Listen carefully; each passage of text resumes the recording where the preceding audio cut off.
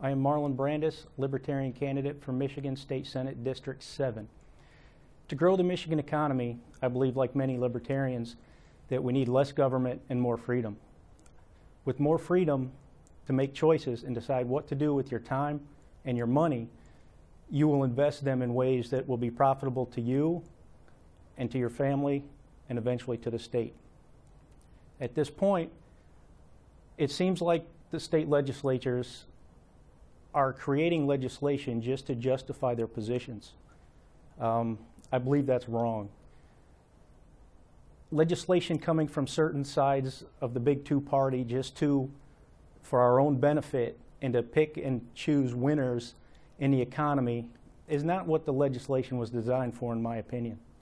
As a legislator, I would strive for less regulation on businesses, less taxes on businesses, and hopefully that would promote an economic growth in our state. We desperately need to make sure that businesses are aware that we want to support them by giving them the choices they need to make and not tying their hands, and that we also will provide an economic workforce that is stable and consistent. For instance, they're pushing now for a Korean company to come to Michigan and create a car battery plant. They're giving up to $5 billion in incentives.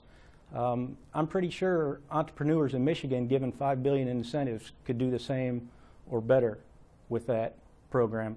So with most of my issues as a libertarian, less government regulation will promote a better economic growth when people have the time and the effort and the resources to make those decisions on their own without being taxed out or regulated out.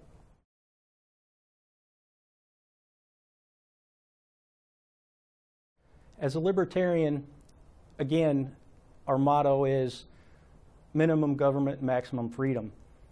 As long as the people of Michigan have choices available to them for education, whether it be private, public, charter schools, or vouchers, I believe that people are basically good, will do the research, and make the right decisions. And education should start with the family, should start with the parents when the children are young, and it should continue until their education is completed. Along that way, the parents will relinquish some of the guidance and some of the control to the student as they mature into adults and continue on to postgraduate education and things of that nature. But as long as we as legislators, as a government body, provide a little support in education with the amount of choices, stop over-regulating it,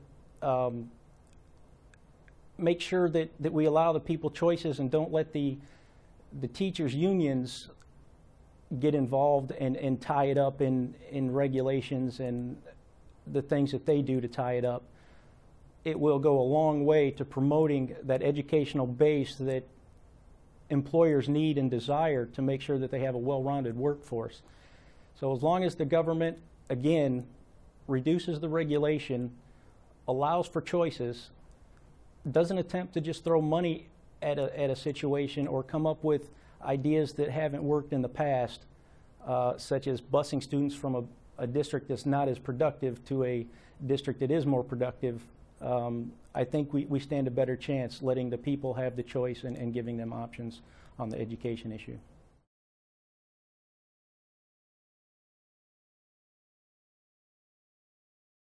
To balance a state budget, in my opinion, I've never done it, but I'm assuming with my economic schooling and background and my own personal issues with budgeting and finance, if you treat it like your household and it's your money, you're going to cut the wasteful spending and cut the regulations that tie people's hands. And there's just too many programs that overlap. They need to be looked at and they need to be cut if they're not absolutely necessary for job growth and education.